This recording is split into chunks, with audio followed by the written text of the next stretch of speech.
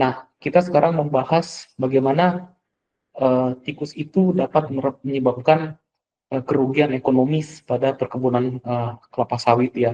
Nah, jadi di sini ada penelitian terhadap Ratustium manicus ataupun tikus pohon. Jadi kita perhatikan sama di sini, misalnya berat rata-rata seekor tikus dewasa adalah 80, 100 sampai 120 gram. Nah, sudah dijelaskan di presentasi sebelumnya bahwa kebutuhan makan hariannya itu ada 10 sampai 15% dari bobot badan. Jadi kalau dia kita ini bukan kalkulasi sangat matematis ya. Jadi kalau 10 dan 15% itu mungkin ada yang beratnya 100 gram, 150 gram. Jadi kita hitung dia konsumsi makanan harian itu 10 sampai 15 gram per hari.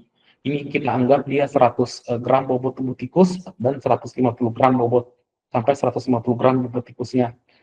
Kemudian mesokarp itu mengandung komposisi mesokarp pada brondolan itu adalah 50 sampai 60% dalam satu brondolan ataupun dalam satu buah butir ya, dalam satu fruitlet itu. Nah, sisanya itu kernel, serat dan cangkang. Kita tidak menghitung kerusakan di kernel ataupun di inti si brondolan tersebut karena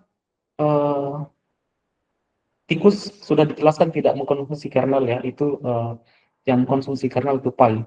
Nah, jadi untuk satu butir buah sawit kecil ataupun brondol seberat 8 sampai 10 gram itu dengan daging mesokatnya itu 5 sampai 6 gram komposisinya. Nah, jadi kurang lebih seekor tikus itu mampu mengkonsumsi 2 sampai 3 butir buah sawit per hari. Nah, jadi di sini sudah nanti diperhatikan aja slide-nya ya. Jadi kalau 5 sampai 6 gram, kemudian kemampuan daripada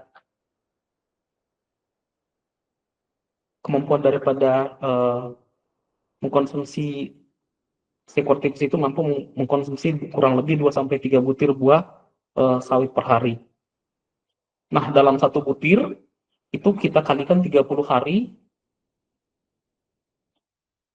Ya, nanti semua pertanyaan saya jawab setelah selesai presentasi ya. Nah, jadi dalam satu bulan itu tinggal dikalikan aja 2 kali 30. 3 kali 30 itu 60 sampai 90 butir buah sawit yang mampu dimakan oleh satu ekor tikus. Next slide.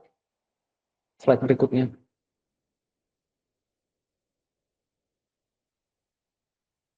Nah, ini skala per hektar ya. Ini contoh perhitungan. Jadi rata-rata satu tandan TBS itu dengan usia tanaman sawit 10 sampai 15 tahun itu tandan sawitnya beratnya sekitar 15 sampai 20 kg per tandan dan isinya 1000 sampai 1500 butir buah sawit.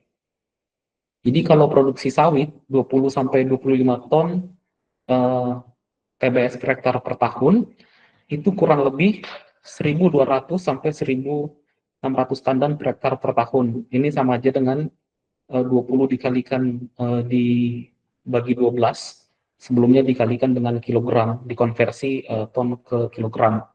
Nah, jika populasi tikus 200 ekor per hektar, ini kategori sedang ya, itu di slide sebelumnya sudah dijelaskan kemampuannya makan itu 2,5 butir ya hari ya. Jadi 200 kali 2,5 butir kalikan dengan 365 hari itu 182.500 butir buah per hektar per tahun. Jadi setara dia dengan 150 tandan per hektar per tahun yang hilang. Kalau satu tandan itu sekitar 1.200 butir. Nah, apabila dengan bobot tandan rata-rata 18 kg, Ini kerugiannya itu untuk per tahun itu mencapai mencapai 2,7 ton TBS per hektar per tahun. Coba kita kalikan di sini 18 kilogram kalikan dengan 150 tandan, ya sekitar 2.700 kilogram atau 2,7 ton TBS per hektar per tahun. Nah, jadi eh, misalnya 2.700 kilogram dikalikan harga TBS berapa? Misalnya 3.500 atau 3.500,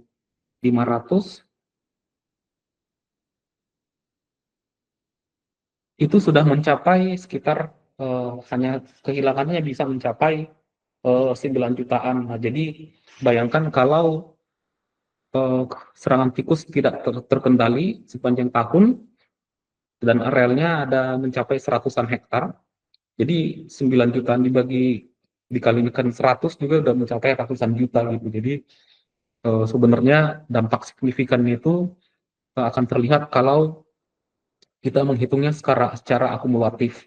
Nah, populasi tikus untuk kategori tinggi ini 400 ekor per hektar per tahunnya. Ini dapat kita dapat dihitung sendiri. Kalkulasinya sama seperti di atas, apabila populasi tikus itu 200 ekor per hektar.